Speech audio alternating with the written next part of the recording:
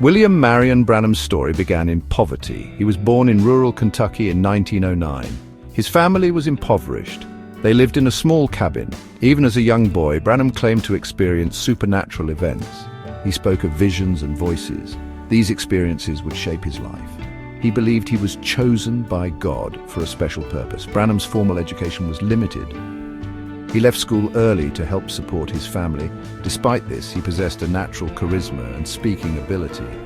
These qualities would later draw crowds to his sermons.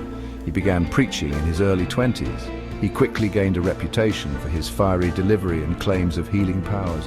Branham's early life was a blend of hardship and spiritual experiences. He felt a strong connection to the divine. These early years laid the foundation for his later ministry. His humble beginnings resonated with those who felt forgotten or marginalized. This gave him a powerful platform to spread his message. William Branham's ministry was deeply intertwined with the supernatural. He frequently recounted a pivotal experience in 1933.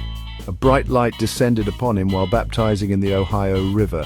This light, which he called the pillar of fire, confirmed his calling. Branham believed it was a physical manifestation of God's presence. This event served as a turning point. It solidified his belief in his divine mission. He began attracting larger crowds. People were drawn to his stories of angelic visitations and miraculous healings. The pillar of fire became a symbol of his ministry.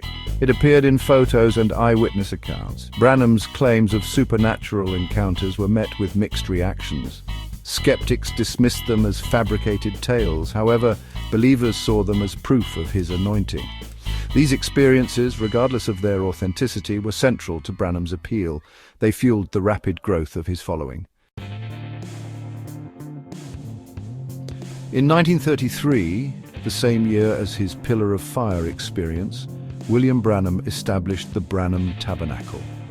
This small church in Jeffersonville, Indiana, became the epicenter of his ministry.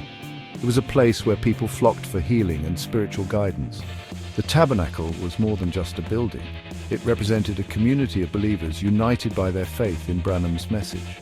Branham's sermons were often filled with emotion and vivid imagery. He preached about divine healing, the second coming of Christ, and the importance of living a holy life. His words resonated with people from all walks of life. Many were drawn to his message of hope and restoration. The tabernacle became a place of pilgrimage for those seeking healing from physical ailments and spiritual struggles. People traveled from across the United States and beyond to attend his services. Branham's ministry offered solace and comfort in a world still reeling from the effects of World War II. Section 4. The voice that echoed around the world, Branham's post-war healing revivals. After World War II, William Branham's ministry expanded beyond the confines of the Branham Tabernacle. He embarked on a series of healing revivals that would make him an internationally recognized figure. These revivals, often held in large tents or auditoriums, drew massive crowds eager to witness his purported healing powers. Branham's healing services were highly charged events. He would call individuals from the audience, often claiming to discern their illnesses and past sins through divine revelation. Testimonials of miraculous healings spread like wildfire, further bolstering his reputation as a prophet and healer.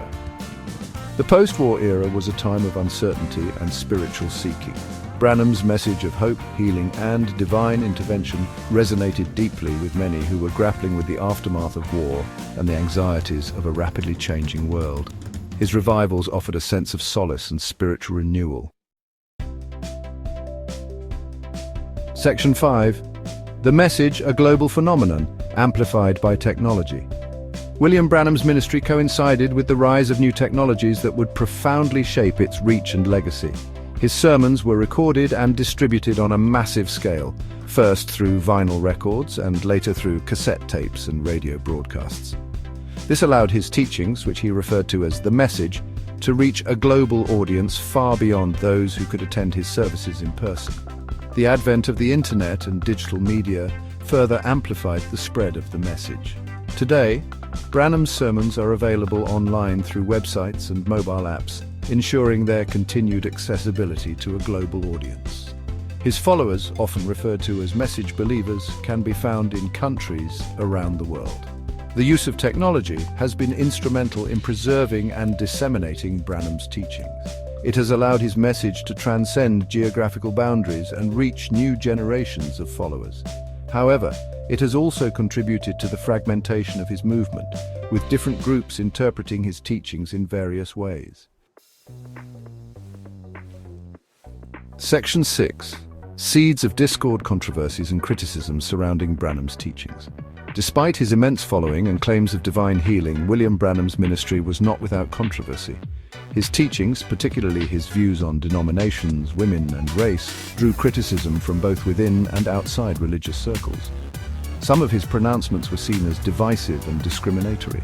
Branham's denunciation of traditional Christian denominations as the mark of the beast alienated many mainstream Christians. His views on women, which emphasized submission to male authority, were considered by many to be outdated and sexist. Furthermore, some of his statements regarding race relations were perceived as racially insensitive and fueled accusations of racism. These controversial aspects of Branham's teachings have led to accusations of cultic behavior and spiritual abuse within his movement. Critics point to instances of individuals and communities being ostracized or shunned for questioning or deviating from his doctrines. These controversies continue to plague his legacy and divide opinions on his impact.